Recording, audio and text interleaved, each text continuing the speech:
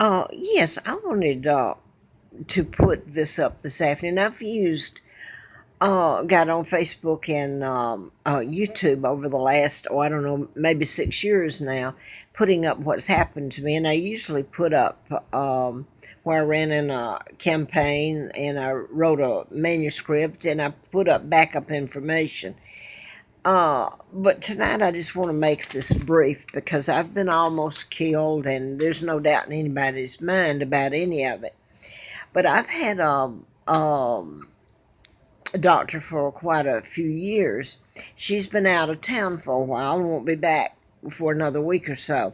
Anyway, I found myself going back yesterday, which was just before it snowed, so I have to get a ride to take me. I'm elderly, obviously. So I went to the doctor's office, and there was a nurse practitioner there. It was I don't know if you call it a crew. The four I met, I'd never met before, okay? The receptionist, the nurse practitioner, or the technician. I'd never met before. They were new, but then I haven't been there in a few months.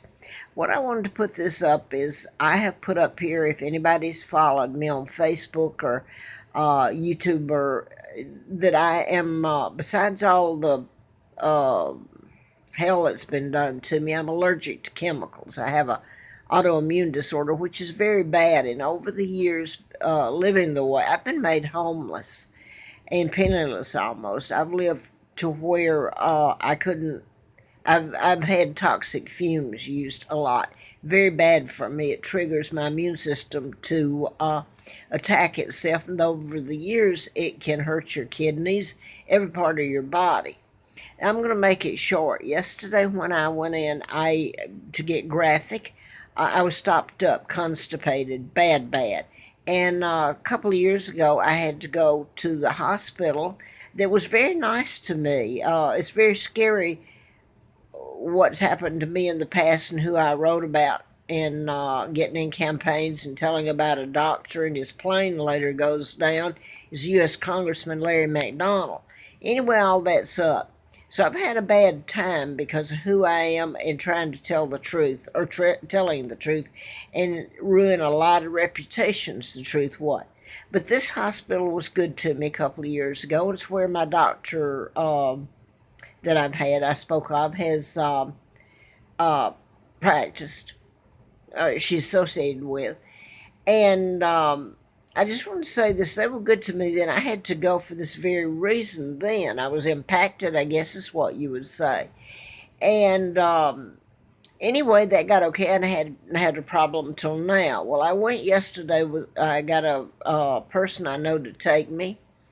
And when I went in, she didn't look at me in any manner like before 2 years ago. They just, she said I had a bit of a heart rhythm, I believe what she said, and didn't know that. And they put me up there and checked me, and that didn't take long. But anyway, I thought it was odd they didn't. Well, here's what she said. She just prescribed a school, a softener, a laxative, and I had asked her, because with all this that just happened, I told her I didn't usually eat salt, but I was eating it some now, a little, and my feet had swollen, and that's the only time they swell that I'm aware of, is when I have eat a little bit of salt, like a bag of potato chips once in a blue moon, or put it on eggs. Anyway, I said, if you don't mind, could you write me a prescription for Lasix, because the doctor used to prescribe them for me. Well, she's looking at the records. She has my records there. She could have looked easily. She had them in her hand on her laptop. And she says, well, no, because that would require that we do a lab test, lab workup, because you have problems with your kidneys. Your kidneys are bad. I thought, well, that's under my mind. No one's really told me that my kidneys are bad, though. I know that the things I've had, toxic fumes can trigger, and the inflammation from it, that's all I take. High blood pressure, something for the inflammation that really is caused by the toxic fumes. I just can't be around them. And anyway, to make a long story short, there was no, she knew exactly what she was doing. That's what I'm saying.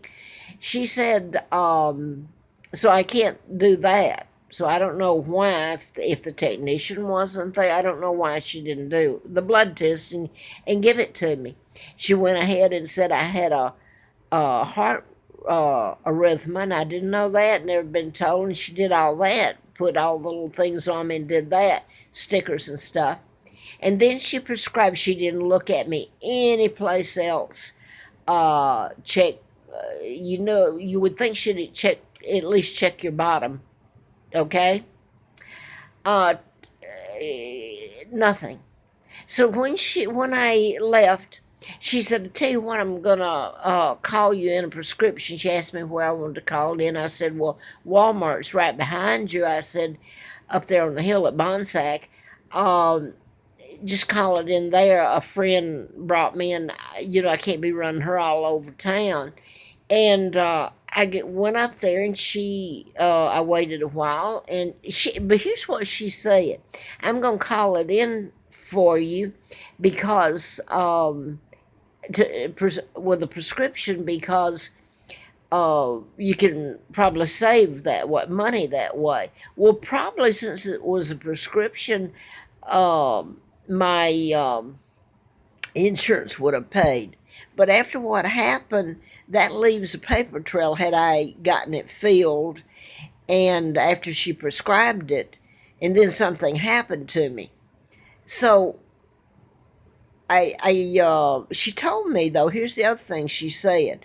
She said, "Well, I called it in, and you can probably save if because it's prescribed." She said, "But she'll probably instead take you out and show you over the counter, because you can get it over the counter there." And sure enough, I had to wait a while. She said it just come in. The doctor just called, or the nurse practitioner, that they had just called it in. And it really happened. The girl came in. She said, "Well, you can get it over the counter." I said, "No, the doctor said it would save me some money if I got it, the prescription, since she wrote it." And she says, "Well, no, you can get it over the counter." And she went out and showed me what the nurse practitioner had prescribed was. I looked it up, and I just got through double checking. I double check what I put on here. It's all true. You can't get all this hell and mess that's been done on here. It's Miralax by Baylor. Okay, I started to take it. Since it was the same thing, she showed me the equivalent, which is a Walmart product. I forgot, I've got it sitting over there. I'm going to show you what I came back with. It's got the same thing in it that would just about kill me. This is it right here. That it was a little bit cheaper, and since it was there in the same, I didn't read the prescription. The friend that was with me said, "Well, this is cheaper. Why don't you get it? It's about the same thing." The thing is that both of them, and I just checked with my regular pharmacy about it, and I also called Walmart about it and talked with them. The warning: allergic alert.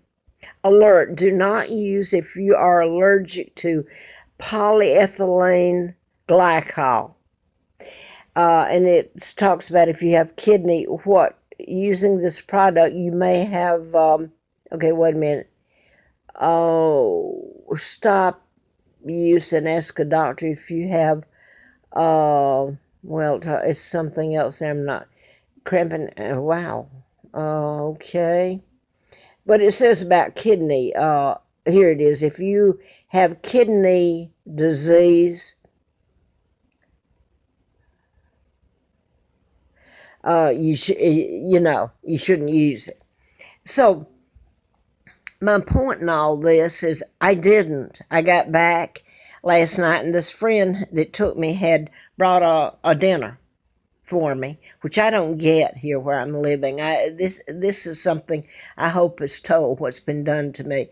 But anyway, I tell you what I did. I didn't take this, and I ate what she brought. She brought some coleslaw and a nice plate.